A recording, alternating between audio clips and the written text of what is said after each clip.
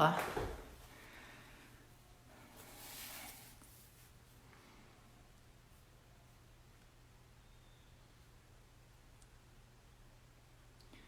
Olá, Lucas, tudo bem? Olá, Sara.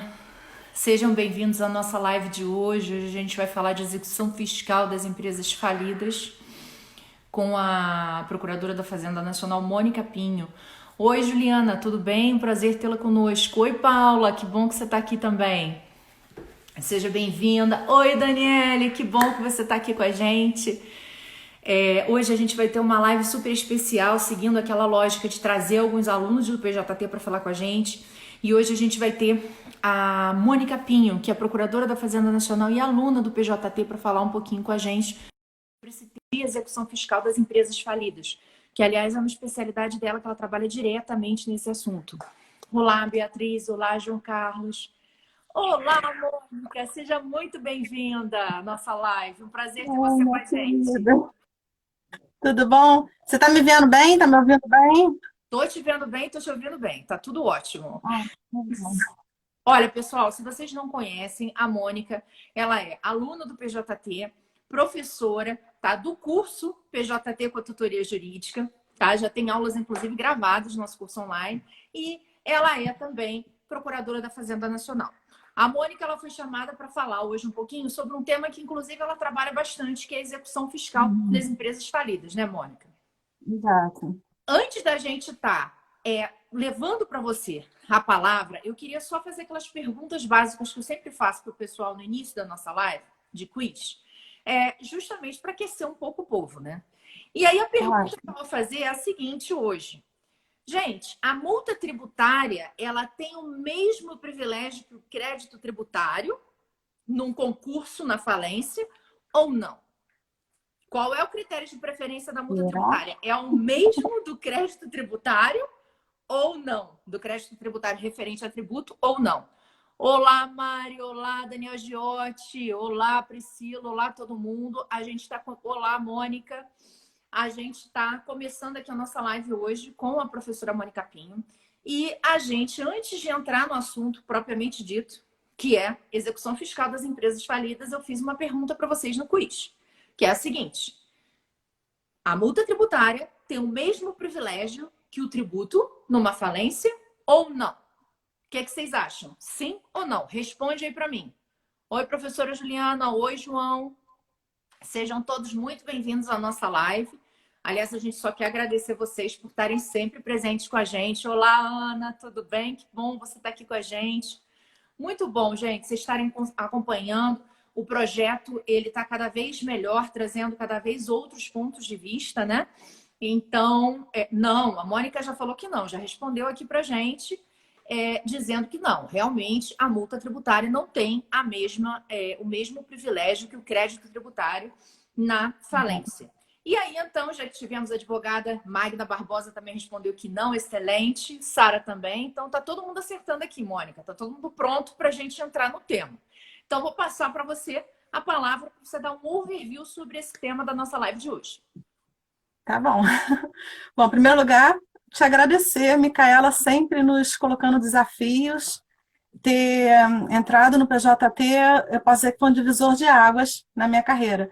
Eu tenho 20 anos já de PGFN, eu estou uma dinossauro, e a PFN que eu entrei 20 anos atrás é completamente diferente da de hoje. E muitas vezes a gente acaba caindo num lugar comum, um trabalho muitas vezes repetitivo, porque é só a mesma matéria, é tributário, é o mesmo cliente, que é a União. E quando eu entrei no PJT, realmente eu fui muito obrigada a pensar fora da caixa, né, a sair daquela zona de conforto. E isso foi realmente muito, muito bom. Então, eu quero te agradecer por esse convite. Realmente, como eu te falei, eu não sei de onde você tira a ideia de que eu dou conta dessas coisas. Eu acho que por eu ser procuradora, as pessoas têm a presunção iris tanto de que eu sei direito tributário, mas é uma presunção assim, eu me sinto uma PDA, uma presunção relativa. Eu realmente me sinto muito insegura porque nosso direito é complexo. E quase tudo comporta exceções, quase tudo dá debate, o que é ok para uma ciência, né, social.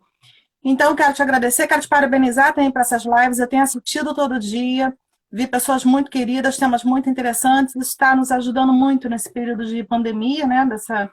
situação tão atípica que a gente está passando. Então, você está realmente de parabéns por estar estimulando a todos nós e nos mantendo esse contato virtual, né? Bom, o tema realmente é, eu tenho atuado desde o metade final do ano passado para cá no NAFPLIR, que é um núcleo especializado em falências, recuperação judicial, liquidação. Somos aqui no Rio, eu, Dr. Marcelo Manguetti e a doutora Andréa Borges. O NAFLIR faz parte da DIAC, que é a Divisão de Execução Fiscal, que é chefiada pelo Dr. Luiz Félix atualmente. E nós já tínhamos, na verdade, um núcleo aqui no Rio, mas agora, por força da portaria 32, todas as unidades da PFN que tenham mais de 50 procuradores passaram a ser necessário esse núcleo especializado. Porque, infelizmente, a falência e a recuperação é algo com um número muito grande e crescente. A situação econômica do nosso país faz com que o empresariado tenha uma dificuldade enorme de tocar suas obrigações tributárias, trabalhistas, calotes que levam. Então, por todas as razões que a gente conhece, é crescente. Então, é necessário um núcleo especializado, sim. E, enfim, na verdade, eu fico até bem triste de estar atuando com falência, porque passa pela minha mesa nomes que marcaram minha infância, minha adolescência. Eu vejo ali Mesbla, e eu lembro, na infância, de almoçar na Mesbla, porque a Mesbla vendia de prato a carro, ninguém imaginava que aquilo fosse quebrar. Casas da Banha, eu lembro dos porquinhos na televisão, você não lembra disso, você é muito nova. Mas você deve lembrar desses nomes, mas para mim tem algo afetivo, né? Belprato. Então eu vejo aqueles nomes, realmente, a falência, ela é um falecimento, né? De uma pessoa ainda que é jurídica, mas é um falecimento. E é uma morte antinatural, porque o falecimento normal da pessoa jurídica é dar baixa nas suas obrigações, encerrou, não queremos mais. A falência não, ela é um desligar dos aparelhos, não tem mais condição. Então vamos ver o que fica. E aí, no momento em que a gente leva a execução fiscal para a falência, a gente tem aí um casamento, uma interseção de dois ritos muito diferentes, né? A execução fiscal já é um processo muito atípico, porque começa com uma certidão de dívida, com uma presunção de liquidez e certeza. Então, ela prescinde, ela não precisa de um processo de conhecimento, então a gente já parte dali. E a falência também é muito atípica, porque já começa com uma sentença essa de natureza muito interessante, porque ela decreta a falência, mas ela é declaratória de uma situação fática, né, e constitutiva de uma série de consequências, entre elas o vencimento antecipado, né? Então, são dois processos muito diferenciados dos outros, e que nesse momento se juntam ali. Porque, na verdade, a falência, o processo alimentar, é um processo de execução também. Ela é um processo de execução coletiva, né? Onde você vai arrecadar bens para tentar, dentro das forças daquela massa, contemplar o máximo possível dos seus credores de modo proporcional, dentro das várias classes, né, de credores. Então, é mais ou menos isso que eu tenho para colocar. Aqui no Rio, então, nós já temos esse núcleo, que é o NAFLIR. Não, excelente, Mônica. Inclusive, aqui o Fábio colocou uma coisa que é verdade, né? Você mudou com o PJT e o PJT mudou com você. Né? As suas colocações, as suas observações, as suas críticas, os debates que a gente se desenvolveu no curso foram muito importantes para a reflexão de todos, né? Essa dialética entre contribuinte e fazenda, ela é muito saudável, ela é muito importante a gente ver o outro lado. E é essa a ideia, né? Existe aquela ideia de que são dois times, e não são dois times. Eu sou realmente muito fazendária, continuo sendo muito fazendária, o PJT não tirou isso, e também nunca tentou fazer, né? Mas a discussão acadêmica faz com que a gente consiga pensar, né, sobre várias óticas. Mas eu sou realmente muito fazendária, tanto por adestramento, 20 anos de carreira, quanto por consciência mesmo. Eu realmente acho que nós temos uma federação de repartição de direitos e de deveres. Então, há que se buscar um custeio. E, na verdade, esses debates todos levam até a gente também reforçar nossos próprios conceitos, né? Então, o Fábio é um querido, o Fábio, o Diogo, o Ernesto, o Luciano, esse pessoal, vocês todos os colegas de turma, tá vendo vários entrando aí, vocês realmente foram uma divisão de água na minha vida, só tenho a agradecer a vocês. Ai, que bom, Mônica. Eu queria que você explicasse, depois dessa visão geral, que foi super útil para a gente, falasse o que acontece com a execução fiscal quando você tem a decretação de falência de uma empresa. Bom, o que acontece? Na verdade, uma série de consequências, né? Em primeiro lugar, onde que a gente vai fazer essa cobrança já muda tudo. Porque a falência, ela é um juízo universal. né? Embora a execução fiscal também tenha essas peculiaridades, a gente pode imaginar como sendo dois planetas, e o planeta falência tem uma força gravitacional maior. É ele que vai atrair a cobrança do crédito tributário para lá. Então, a falência tem as características de universalidade, indivisibilidade, e essa visa atrativa, que, aliás, é diferente da recuperação judicial, que não é meu tema, mas só como a guisa de observação, a falência tem essa visa atrativa. Então, a União irá exercer a sua cobrança ali, na falência. E isso é uma enorme exceção ao 109 da Constituição, porque o 109 diz o quê? Que causas de interesse da União vão tramitar na Justiça Federal. Mas aqui não, porque a falência sempre acontece na Justiça Estadual. Algumas comarcas têm vara especializada, outras não, mas de qualquer maneira é sempre na estadual. Então, isso é uma grande exceção ao 109 da Constituição. A gente vai ter a União litigando uma vara estadual, né? Inclusive, não sei, você até comentou, né, que o público realmente é bem heterogêneo, então, ponto podem ter alunos que podem não saber tão bem, então vou tentar dar um panorama, mas também sem deixar de entrar em alguns debates. Recentemente eu vi algumas petições de advogados tentando forçar que a gente optasse pelo rito ou da falência ou da execução, se abrisse mão da execução. Mas isso não tem realmente muito cabimento, não, porque na verdade não é uma dupla cobrança. A execução vai ficar suspensa nesse período, embora isso também seja uma outra discussão, mas fica assim suspensa.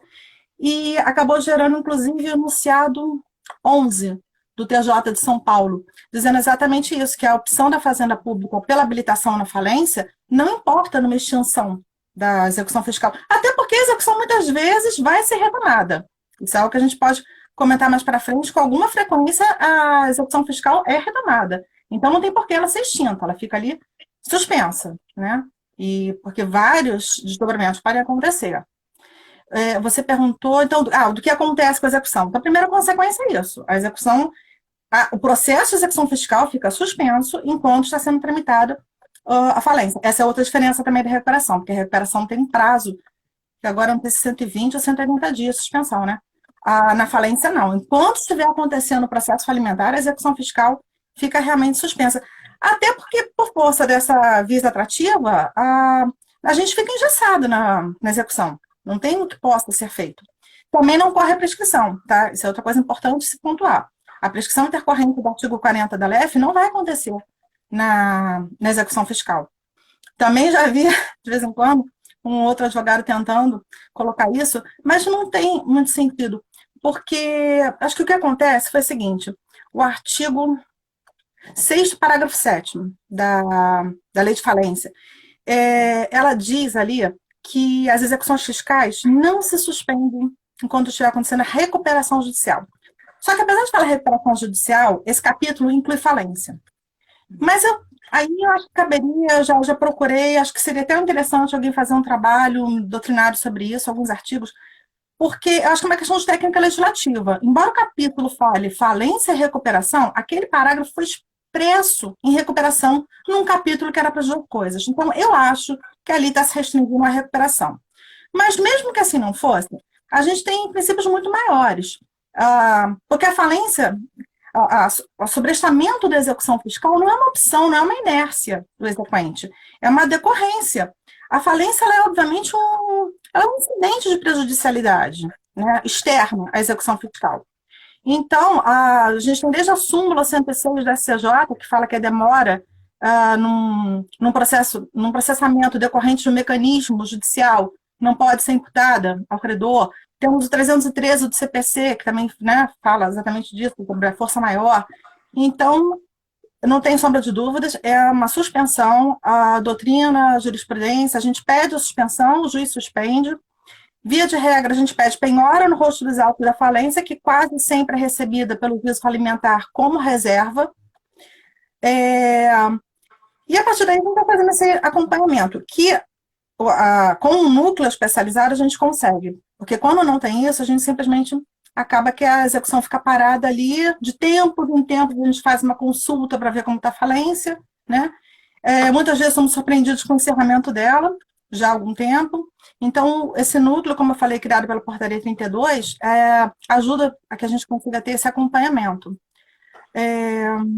Não sei se respondi bem ao que você queria dizer, mas eu acho então que esse parágrafo que eu citei, ele é um tanto inócuo, porque ou ele está se referindo somente à recuperação judicial, né, como ele literalmente diz, e de qualquer maneira, por todas as razões, fica suspensa a execução fiscal. Não teria como prosseguir, né, por força de tudo que a gente já colocou. E aí as garantias que porventura tenham na execução são levadas para falência. Alguma penhora de algum imóvel, algum valor arrecadado, de repente em Bacen-Jude, isso tudo vai para a massa. Porque, como eu falei, a falência ela é um processo de execução, mas como ela é panorâmica, você ali não tem um único credor fazenda, você tem vários credores. Então, o juiz falimentar tem condição de ver todos os bens, todas as dívidas, todos os credores. Então, essa visão panorâmica faz com que tenha que ser ali mesmo, né? Não fica essa coisa incompleta. Então, as garantias vão para a massa, realmente vão.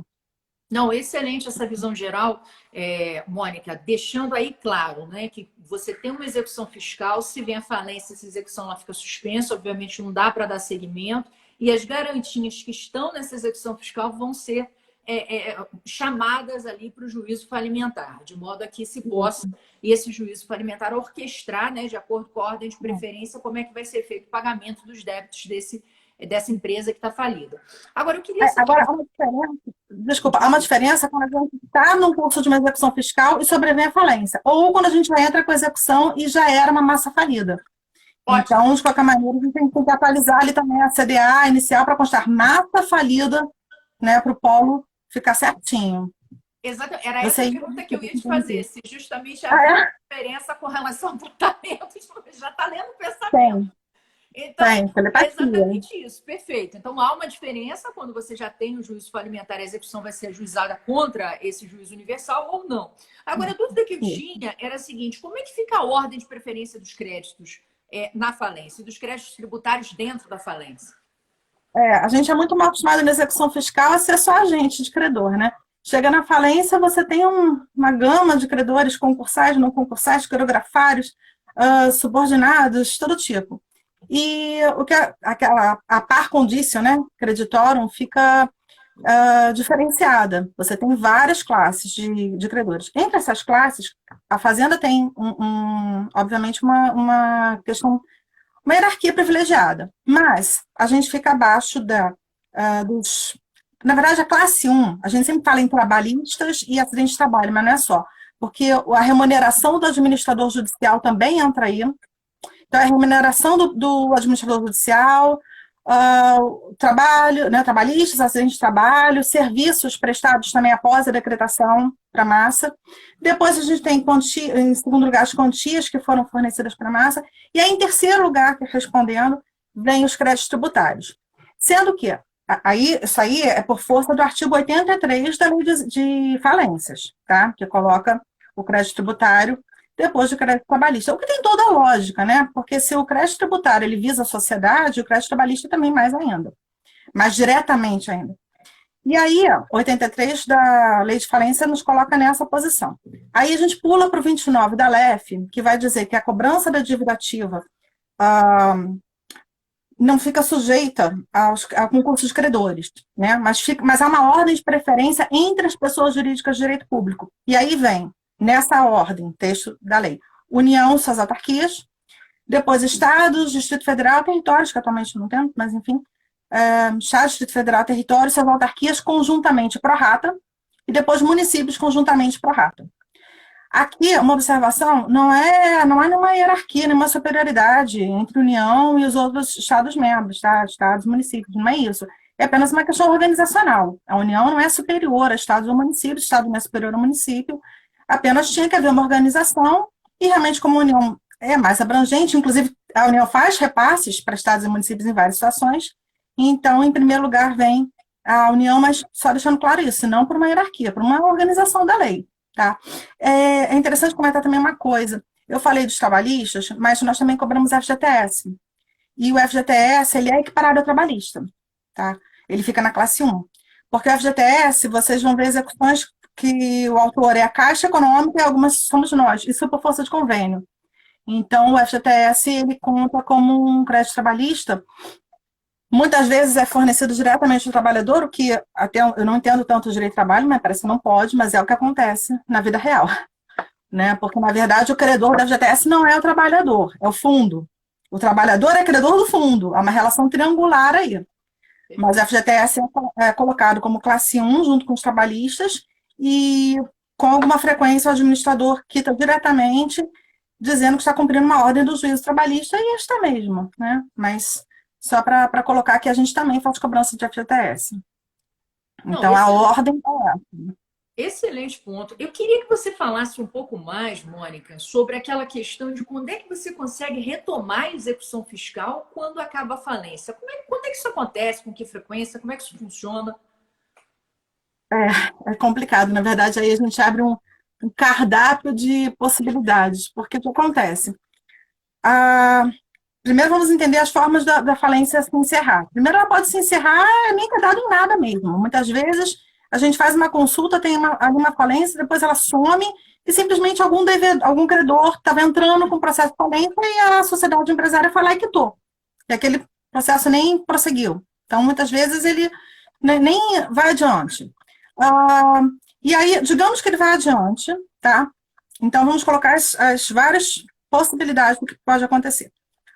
Foi adiante, teve uma sentença mesmo de encerramento da falência. Número 1, se esse encerramento passou de 5 anos, porque muitas vezes a gente só sabe que encerrou passado de 5 anos. Espero que agora com a coisa do núcleo isso não aconteça tanto. Como que a gente sabe que ela encerrou? Ou fazendo a nossa diligência de verificando o andamento da falência, ou quando a gente recebe algum ofício. E quando passou de 5 anos é um grande problema, porque para redirecionar para os sócios, a portaria PGFN número 6, de 2017, ela estipula que o trânsito em julgado da sentença de encerramento da falência é o nosso termo prescricional para a inclusão de sócios. A gente tem que entender uma coisa, encerrar a falência é diferente de extinguir obrigações do falido. Não é a mesma coisa. A falência pode se encerrar, mas as obrigações continuarem. Não só tributárias, tá? E aí, tanto o decreto-lei antigo, 761, né, quanto a lei atual, 11.101, ambos previam 5 anos sem crime falimentar, isso, e 10 anos com crime falimentar. Para a fazenda, vale só esses 5 mesmo, tá? Então, passado esse prazo, aí sim acaba a obrigação do falido. Então, encerrar processo de falência não é encerrar a obrigação do falido. O processo falimentar pode ter acabado e as obrigações ficarem e poderem ser cobradas por outras vias. Então, digamos, encerrou, passou de 5 anos, cochilamos.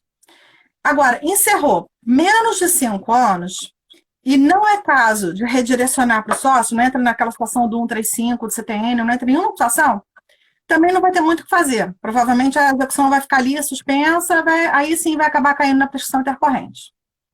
Porque não vai ter como redirecionar, por outro lado, ainda estaria dentro do prazo, então vai ficar natimorto, vai ficar em coma, tá? De repente, a parte ganha na loteria, né? Não sei, mas se não for caso de redirecionar, não vai ter o que fazer, né? Nem por não ter localizado bens. Terceira hipótese, encerrou, mas ainda não tinham transcorrido 5 anos, tá? Então, entendeu, né? Assim, encerrou, passou de 5 anos, encerrou com menos de 5 anos, mas não é causa de redirecionar. Agora, encerrou, e aí sim vai ter as possibilidades de a gente redirecionar, e é uma das causas. Aí vamos prosseguir, né, naquele prazo. Aí, quais são as situações que a gente pode incluir? As pessoas sempre falam do crime falimentar, como se fosse a causa, não é a única, não. Enfim, o crime falimentar, ele muitas vezes não é apurado no processo de falência. Ele, na verdade, surge por uma denúncia, ele corre num inquérito falimentar, inquérito esse que pode gerar um processo penal. E aí, se acontecer essa fraude, né, algum tipo de crime falimentar, é uma das situações que a gente vai poder redirecionar, continuar a cobrança. Até por um princípio geral de que ninguém pode se beneficiar da própria torpeza, né? Então, se houve ali uma situação criminal, a esmagadora maioria dos juízes pedem a sentença condenatória transitada em julgado. Mas, e aí acho que é uma questão de lege ferenda, porque não tem uma previsão disso. E eu encontrei já julgado da ministra Sussete, aceitando redirecionamento apenas com indício em crime. Não só dispensando o trânsito, como dispensando o próprio inquérito. Também encontrei um outro TRF3, dizendo que o cumprimento do sursi também não eximia da responsabilidade extrapenal, entre as quais a tributária. Então, o cumprimento do sursi também não extinguiria. Eu tive que pesquisar isso porque há pouco tempo passou por mim uma situação em que a pessoa teve o crime falimentar e ela fez uma transação penal. E ele estava argumentando que a transação penal, na esfera ali penal, iria extinguir a obrigação tributária. Mas realmente é uma situação com independência também, né? Entre as esferas civil, criminal. Ainda não voltou para mim esse processo, quero saber o final dele.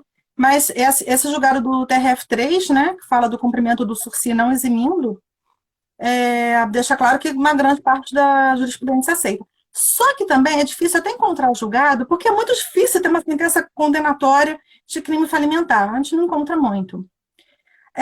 Então, hipótese número 1, crime falimentar. Hipótese número 2, se o nome do sócio constar a CDA.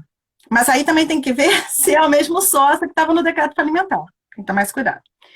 Hipótese número 3, deixa eu pensar, IPI. Porque, pela natureza do tributo, ele admite a corresponsabilidade.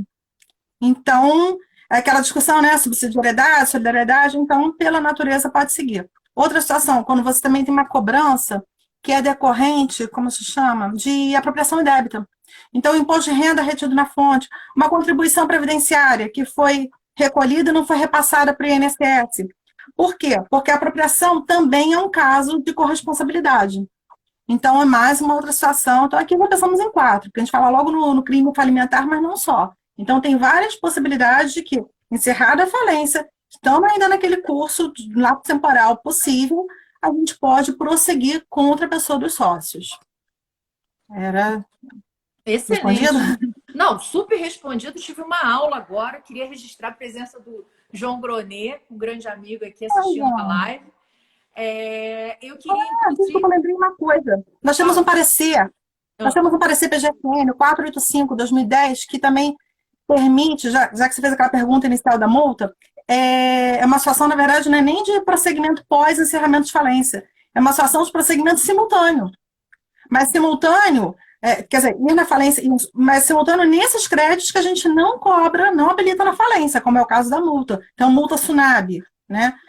Isso é bem comum também. Então, você perguntou caso em que a gente redireciona quando encerra, mas tem situações que dá para ir até simultaneamente, por esse parecer, inclusive. Não, perfeito, excelente ponto, Mônica. Eu queria, tem até uma pergunta aqui de uma colega nossa, Maria Rezende, ela está perguntando o seguinte: a inadimplência de tributos da pessoa jurídica é causa de responsabilizar o sócio? E aí, quantas horas a gente tem aqui para a live? Pois é, e aí pergunta se a inadimplência levar à falência é crime falimentar? Assim. Olha, esfera criminal, eu não me sinto muito segura para falar o que seria considerado ali no caso de crime falimentar. Acho que não. Né? Eu também acho que não. Crime é uma palavra pesada. Né? Crime falimentar, eu imagino que entra nas situações de realmente uma fraude documental, de um extravio. Né? Agora, como perfeito, eu sempre vou forçar a barra de que o não recolhimento de tributo é um ato ilícito, porque você é uma obrigação legal, no momento que você descumpre. Mas eu sei que isso dá muito pano para manga, né?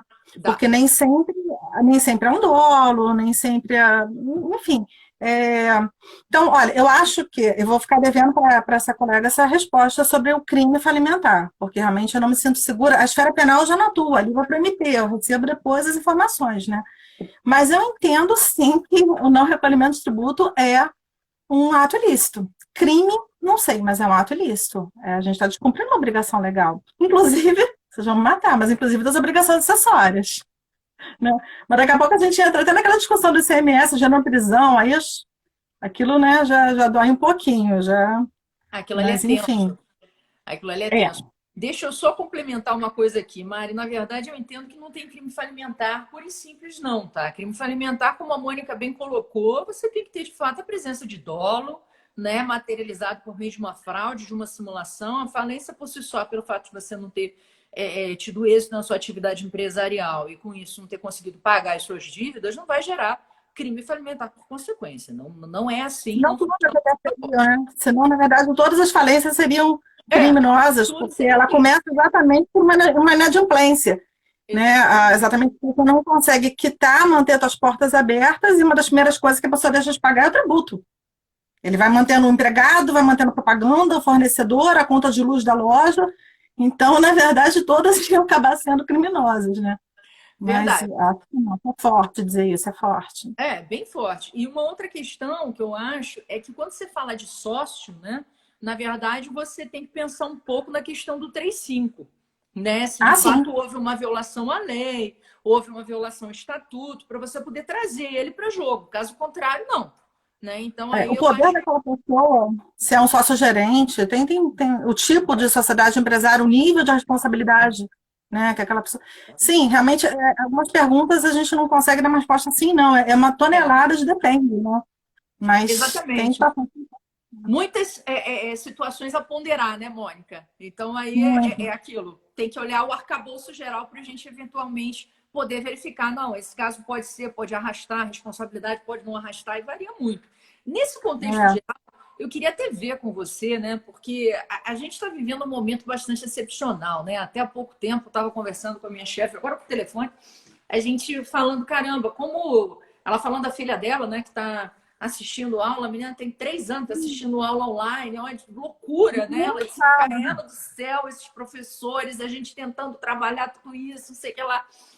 Eu estou falando com É, você, estou vendo a minha tela aqui, esses papéis todos colados, é porque aqui virou um misto de home office com sala de aula. A minha mais velha, que tem 15, cuida dela mesma, mas o meu de 10, aqui, se eu passasse o celular, vocês iam ver de livro de alemão, que é da escola deles, a matemática, folhinha, tabuada, as casas viraram uma filial da escola, né? Mas é um paliativo, é um modo também, inclusive, de entreter e de manter os alunos, inclusive, vinculados à escola, né? Agora, é o que a gente também sempre pensa, a gente está muito sobrecarregado, mas antes de estar sobrecarregado no misto de cozinhar, limpar, trabalhar, do que estar internado, né? Eu, sim, pessoalmente, 6 pessoas já faleceram, né? Então, mas realmente, isso que a sua colega falou, a gente está se virando na coisa da escola, né? não é? E aí, a gente está vivendo esse momento difícil e eu queria ver com você o que você acha desse contexto que a gente está vivendo, que é ruim para a gente que está em casa, é ruim para a economia de um modo geral, porque tem algumas atividades que de fato estão sendo impactadas, outras não, outras estão surfando na onda, mas tem algumas que estão de fato sendo impactadas. E como é que vai ficar isso? Você acha que vai aumentar essa questão das falências com o Covid? Qual é a tua visão dentro dessa situação econômica que a gente está vivendo? É, acho que a gente nem precisa de muito futurologia, né? A gente já está vendo inadimplência, já estamos vendo quebras. Você falou de escola, na lista de pais, toda hora alguém suscita sobre desconto, que afinal de contas a escola não está tendo algumas despesas de manutenção operacionais, mas tem a principal despesa deles, que é de pessoal, com professores, com tudo. Mas só que muitos pais que dependem, profissionais liberais, grande parte, ou comerciantes, não têm como marcar. As escolas estão tentando também suprir, então, dando esse exemplo que você falou das escolas, a gente sente muito isso. Então, com certeza, vão aumentar as quebras, que já vinham num crescente. Assim que decretaram a quarentena, eu lembro de ter visto a notícia do Cinemark, fazendo plano de demissão voluntária. Porque os cinemas, óbvio, fecharam. Há pouco tempo eu vi de uma também, não lembro o nome, mas de turismo também muito conhecida. Porque realmente, né? Então é muito difícil você manter uma empresa com portas abertas. Com portas fechadas, então, fica muito complicado. Então, as quebras, as inadimplências vão aumentar, já estão aumentando. Como você falou, tem gente surfando na onda, tem gente já criando, que o brasileiro é muito criativo, desde máscaras enfeitadinhas a treinamento para aula online. Eu estou vendo muitas situações assim. Mas não é a maioria. Realmente não é a maioria das situações. Inclusive, eu vejo também muita campanha de dê atenção àquele pequeno fornecedor, aquela sua conhecida que vende brownie, né, na Páscoa, todo mundo falou. Mas isso me gera até uma preocupação. A gente tem sim que encomendar do pequeno, mas a gente não pode deixar o grande de lado. Que o grande quebra também. E às vezes quebra sim da noite para o dia. Como eu falei, quando que eu ia esperar que a Mesbla quebrasse? Mais recentemente, Varig. Quando que a gente esperaria isso? Não é? Então, as grandes quebram. Muitas vezes quebram de repente, porque a gente nem sempre sabe o que está acontecendo lá dentro. Um dia sem faturamento é um transtorno, uma bola de neve. Quando quebram, arrastam várias outras empresas, suas fornecedoras, suas prestadoras de serviço. A demissão é do faxineiro ao grande gerente, né? E outras empresas que dependem dos produtos dela. Então, os grandes quebram sim, é uma bola de neve. Agora, quando você me pergunta o que de repente a PGFN pode fazer, eu acho muito delicado. Eu acho até que, infelizmente, a gente não pode fazer tanto, não. Porque isso depende mais de política pública. O que pode ser feito, em termos de política, moratórias, concessão maior de prazo, empréstimos, linhas de crédito, mas isso é uma coisa de política. A PGFN, por mais. A gente tem que entender que, na verdade, nós somos parte. Né? Nós somos um gigantesco escritório de direito tributário nacional com um cliente único, que é a União. Então, nós somos parte, nós temos que defender o Tesouro. Então, na verdade, o que a PGFN pode fazer? Acho que é exatamente manter a nossa função institucional de arrecadar para o Tesouro. Até porque vai ser exatamente os tributos que vão custear, que vão viabilizar essas eventuais políticas para minimizar os efeitos da Covid, para financiar essas medidas. Então, o que a PGFN pode fazer é exatamente continuar, embora possa parecer antipático, mas lutando para que não sejam levantadas certas garantias, lutando para que seja cobrado de quem pode arcar, né? Porque nem todo mundo que não paga porque não quer, muitas vezes porque realmente porque não pode, às vezes porque não quer.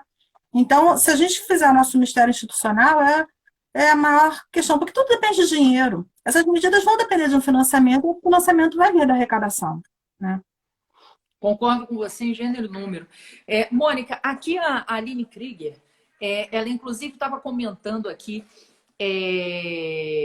será que com essa situação do Covid e tal, não vai haver uma visão mais moderada com relação a crime pelo não pagamento do tributo?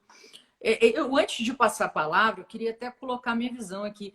Eu acho que, na verdade, Aline, a situação é que o não pagamento do tributo, para ser crime, ele tem que ter dolo, tecnicamente falando. Infelizmente, a gente está levando a questão de uma forma absolutamente atécnica. Eu acho que bastaria as pessoas entenderem que direito tributário é direito tributário, direito penal é direito penal. Né? Não existe crime de sonegação fiscal culposo, o crime tem que ser doloso e, para isso, tem que ser comprovada a intenção de fraude. Né? Ou seja, a mera inadimplência acarretar em crime contra a ordem tributária, eu entendo que não é o caso. Né? Existe uma necessidade de você, de fato, fazer essa aferição. E hoje em dia, as pessoas deixarem de pagar como a justificativa de realmente haver, e aí era ver uma prova, né? De que a empresa realmente teve que fazer uma escolha de Sofia, vou pagar a folha ou eu vou pagar o tributo, a gente pode realmente entender e ter uma caracterização de que, foi uma escolha de Sofia, isso de fato não enseja a responsabilização penal. Concordo com você, o STF foi lamentável na decisão do RHC 163334, trouxe uma discussão que é tributária para o âmbito penal com claro desconhecimento dos ministros da Corte sobre o assunto, até porque compararam uma situação de ICMS e a retenção da contribuição previdenciária, que são institutos completamente distintos, a gente vê isso pelo julgamento, né? Mas eu acho que isso é um ponto que a gente tem que ponderar, e eu acho que é até interessante essa situação que a gente está vivendo para retomar, botar o trem de novo no trilho, né? No sentido de que, peraí, gente, vamos separar as esferas. Crime é crime, tributo é tributo. Eu posso ter um crime na área tributária? Posso, mas o fato de eu não pagar tributo não exige crime, não há uma ilação lógica, né? Com relação a isso. Eu, passando para você essa questão, para ouvir de você o que você acha, Mônica, eu queria falar aqui que o João o João Gronet colocou que é fundamental essa governação econômica nacional, que foi um ponto que você colocou, justamente de que é importante que a PGFN faça o seu papel, né, que é o papel justamente de parte, de trabalhar em cima da arrecadação que é necessária para o governo, afinal de contas, o governo precisa de dinheiro, né, e se trabalhe junto ao Poder Executivo, junto ao Poder Legislativo, para verificar essas políticas públicas, né, de flexibilização, suspensão de tributos, eventuais reduções tributárias e por aí vai. Mas aí passo para você a palavra para ouvir tuas ponderações.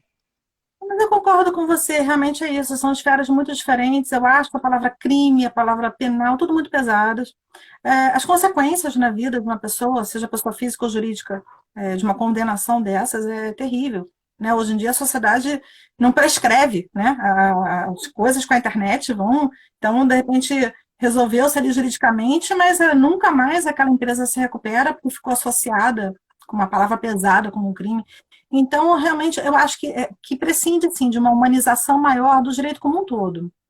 Mas eu tenho visto a PGFN fazendo esse diálogo, a transação, a forma mais clara de ver como a gente está se abrindo ao contribuinte, que sempre foi muito difícil, não por maldade da PFN, não, mas porque a gente lida com crédito público, que a priori, inegociável, né? A gente não estou lidando com uma coisa minha, pessoal, que eu posso abrir mão. A gente está lidando com uma coisa que é de todos nós, inclusive daquele devedor, né? O crédito público é de todos, até de quem está devendo aquele crédito.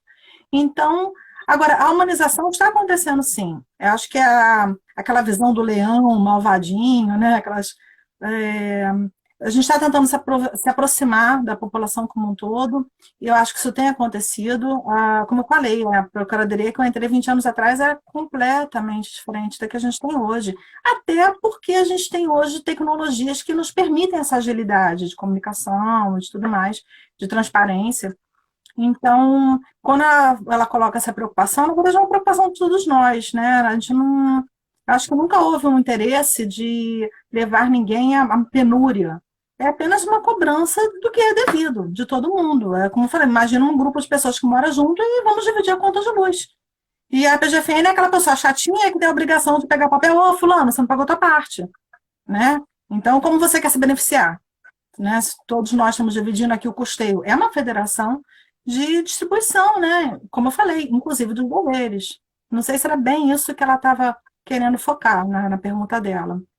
Não, não, foi por aí, porque realmente é aquele negócio. Uma coisa é a teoria, né? Eu achei interessante você ter colocado alguns aspectos práticos do processo de falência, justamente para a gente entender que existe uma diferença absurda entre a teoria e a prática, né? Como o Daniel George está colocando aqui, a sua metáfora eu acho que foi fantástica. Foi uma comparação perfeita, que é o que acontece realmente no Eu, dia a dia.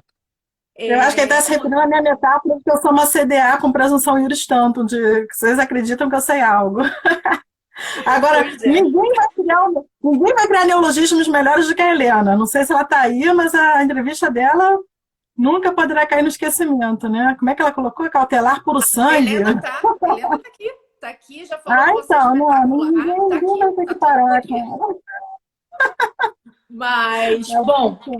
a nossa live está chegando ao fim, Mônica. Assim, eu gostaria de agradecer muito, porque eu acho que você deu uma visão muito prática a uma coisa que a gente não vê nos livros, porque, de fato, falência e execução fiscal é uma coisa que não tem livro nenhum, manual nenhum. Acho que você trouxe uma visão prática de como funciona. Importantes ponderações para a gente fazer, inclusive em relação aos papéis das partes, né? Que eu acho que, às vezes, a gente começa a confundir um pouco isso no dia a dia, no meio da crise que a gente está vivendo. Então, só queria te agradecer por essa aula e te passar a palavra para você falar com o pessoal que está assistindo e se despedir. Ah, obrigada, minha querida. Eu sei que de repente eu falei muita coisa, tem vários pareceres e não sei, eu tentei dar conta, dar uma visão abrangente para tentar falar rápido, mas espero ter conseguido um pouco de clareza nisso, porque essa coisa até do encerramento, né, que eu tentei organizar, porque a gente tem vários caminhos, tem 3 caminhos principais do tempo do encerramento, e quando há a possibilidade de redirecionamento, aí a gente vem com aquelas outras situações, seja do DPI, do isso, daquilo. Então, qualquer coisa eu me coloco até à disposição, tenho o meu Instagram aí, acho que é Mônica Pinho, Mônica Depinho, nem sei como é que eu tô, se alguém quiser que depois eu passe alguma coisa que não tenha ficado clara. Lógico que eu não sei tudo, estou aprendendo demais o tempo todo. E agradecer a presença dos amigos, agradecer seu convite, né, Micaela? E quando você me mandou mensagem, queria te fazer um convite, eu gelei. Falei, espero que seja de festa, mas nessa época de pandemia não deve ser, né? Estamos aqui presos. Falei, nossa, lá vem ela me jogando na cova dos peões. Ô, Melinda, olha, você arrasou, tá? Conseguiu definir e resumir em pouco tempo temas muito complexos. Isso mostra a sua competência. Você, o que é humilde, mas você é uma excelente profissional e demonstrou isso aqui claramente na sua apresentação. Poder de síntese, prática, conhecimento e aplicação. Então, acho que foi fantástico. Parabéns. Foi uma excelente live. Obrigada por você ter aceito esse convite de estar aqui com a gente. Um beijo bem grande para você. Pessoal, um beijo bem grande. Muito obrigada por vocês estarem acompanhando a gente nessa semana de jurisprudência tributária. A gente vai estar trazendo amanhã a Priscila Sacklin para falar sobre convalidação de benefícios fiscais, 12h30. Então, não perca. Beijo grande, gente. Até amanhã. Eu nunca perco, já te falei. Eu assisto fazendo comida, né? Aí hoje eu botei um cartaz aqui. Em caso de emergência, ligue 190. Não berre, mamãe. Essa foi ótima. Não, e todo mundo se comportou bem. Então, manda um beijo para eles, hein? Tá bom. Beijo, pessoal. Fiquem com Deus. Obrigada, Tchau. gente. Tchau.